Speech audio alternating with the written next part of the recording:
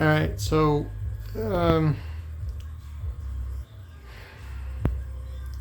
don't.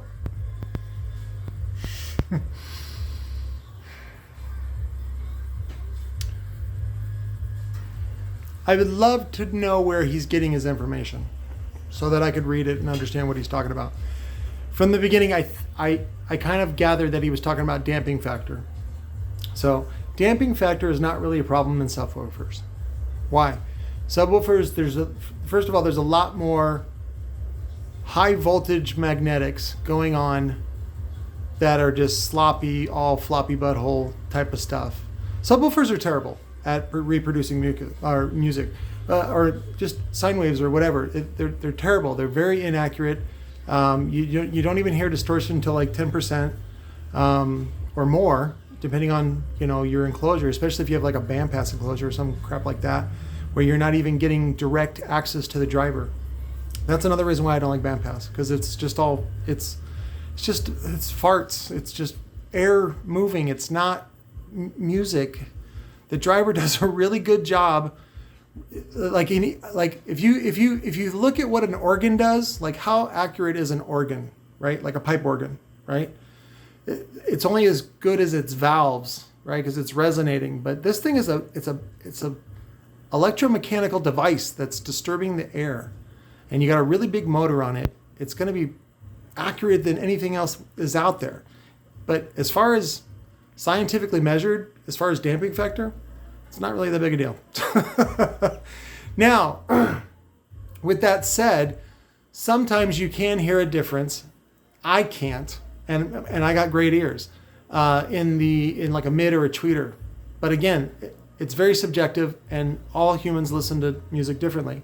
Now, if you have OCD, which a lot of car audio and just audio guys in general have, then you're going to go, oh, what's the best slew rate and what's the best damping factor? Really, your best bet, what he's really describing is damping factor here. And so what you really want to do is Google that, okay? Do your own research, look it up, and see what is damping factor as relative to an amplifier. Now, what I hope that you find is something from like a electrical engineering type of forum, or even fucking Wikipedia or somebody like that. So that's what I'm hoping that you find, and then you kind of understand it. And so you can do your own testing to see if you can hear the difference, and if you can, good job. But amplifiers like voltage, and I wish he gets into the hoses, and I don't know what the fuck he's talking about. I'm like picturing a hose, and it's going all over him. I'm like, and then it looks like he's jacking something off. I'm like, of course that's what I think. But no, as far as a Class D goes, and really, even a Class AB 1 ohm versus 2 ohm, there's not really a difference. So, and I've gotten to arguments with people about this. So if you're talking about a regular Class D, the way that a Class D overloads and the way that the output comes out of the choke, it's kind of messy. So as far as like accuracy, but usually there's enough voltage there, or it's affordable enough to buy a bigger amp to sort of overcome that. And there's also back EMF and some other stuff that you can consider, but it's not really worth considering, because once you play it, it's just doing it. It's easier just to do it and listen to it yourself.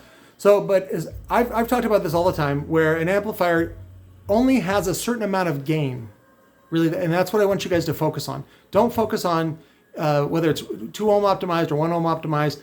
Now, a lot of people do, like he said, a lot of people will take a kicker amp, which is optimized for 2 ohm, and try to run it at 1 ohm. And you get twice the distortion, the amp runs hot, you run into all kinds of other problems, especially clipping, and you destroy your subs. So, and I've had people tell me, I ran my PPI A1200 at 1 ohm and it bridged and it did fucking fine. I'm like, you're an idiot. You're ready to start a fire. So these are not my rules, okay? I'm not trying to be a dick and fucking cockblock you from getting all the bass that you want.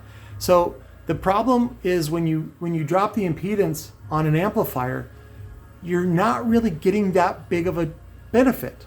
Now, especially on a Class D, the way that it overloads and the way that it plays is about the same in 2 ohm or 1 ohm, if you look at it on a graph. Now you say, well, Patrick, I notice when I drop it to 1 ohm, it gives me more power. And it's like, right, but you didn't adjust the input.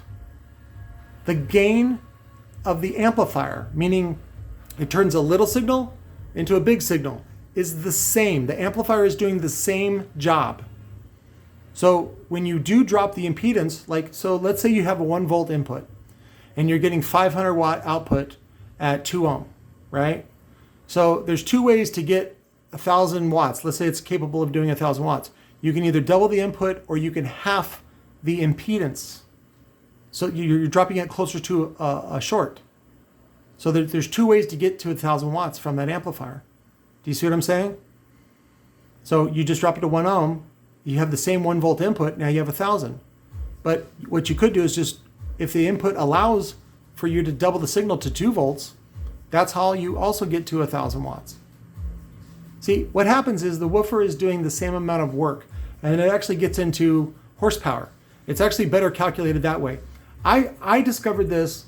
I was playing around with Diamond Audio TDX 15, which uses a pretty standard 4-inch coil. I got the coil from Pierce Audio Products at the time. This was back in like 07. And it was a dual 1.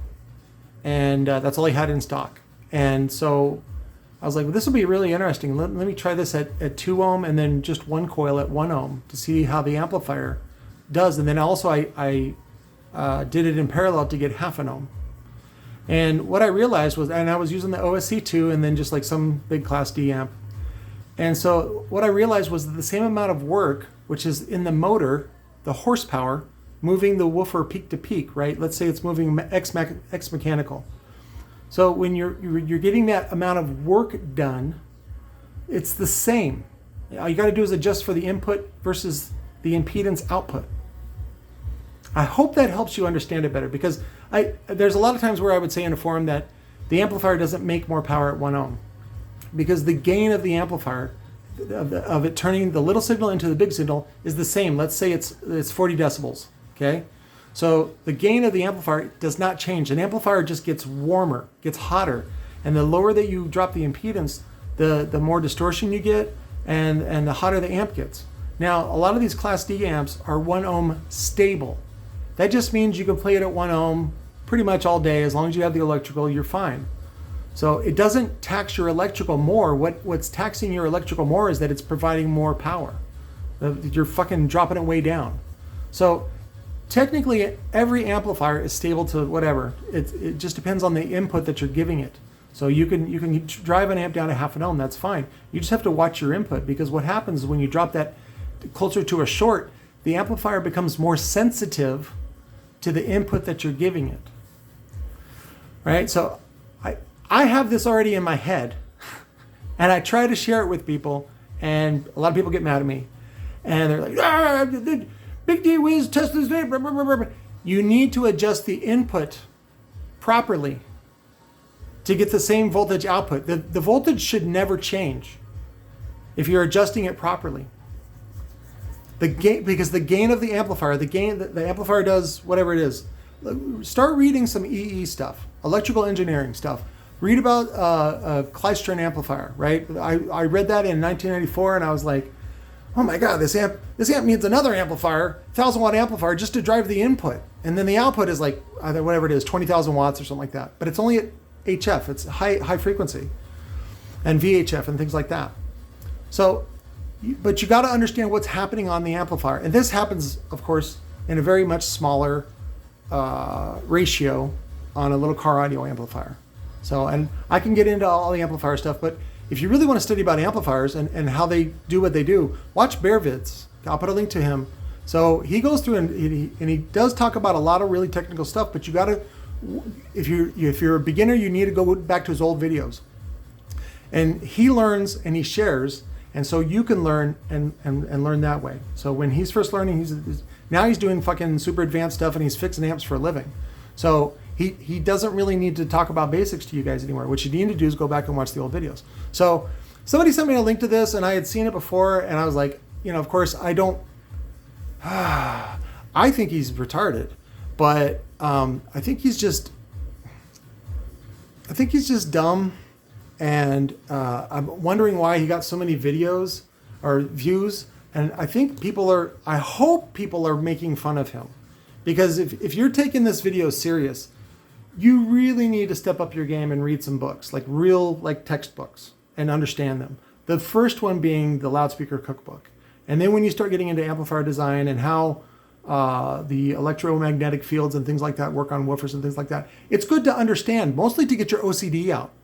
Because otherwise you resort to these wives' tales that you hear from other idiots, especially on forums. Forums are like the worst place ever for misinformation. But it's hard because you can't, there's no real way for you to decipher what is true and what is not true because there's no professionals on there. So that's why I say go to the textbook, go to the reference. That's why they're called reference books. They never change. They don't get updated because they're a reference. They're the benchmark of what is standard electrical engineering. Okay? So please read them. Do not listen to this guy. He's talking about hoses and it's terrible. I can't even, I've been trying to watch it for the last 3 hours, watching 2 or 3 minutes at a time because like, he's just, you can see, look at his eyes. He's reading something or looking at something for reference and he's trying to explain it to you. I would please ask him, because I'm certainly not going to ask him, what he's referencing to so that you can look at the information and then decipher it yourself. But this stuff with the hose, all that stuff, I mean, it's cute when you're referencing power in, like power consumption, you know, because they always use the water tank and a capacitor and all that other stuff to sort of describe it to you. So, but you got to understand it and have a better imagination about what's going on. And it helps when you use the proper terminology. Even I don't know all the terminology. I don't have an EE degree, okay? So, and you don't need an EE degree to understand this stuff. You just read the book. So, I hope that helps. I think this video has gone on too long myself, but I wanted to get this out of the way. So, does MB enclosures make good enclosures? Sure. Is he good at carpentry? Sure. All he does is make an oversized enclosure. That's all he does. That's all the magic he does. Otherwise, there's no other magic. It's just all him jibber-jabbering about stuff that he doesn't really know about. And he's trying to describe it to you, and you're learning this way? This is terrible. So I love you guys. Please read books. And I know you're impatient, and I know you have OCD. You need to get a fucking handle on that shit. So fucking go jack off. Go jack off. Handy's not hate, okay? Go jack off and then fucking read a book. Read a real book. There's no shortcuts on this stuff if you guys really want to understand it. Anyways, I love you guys. I'll talk to you later.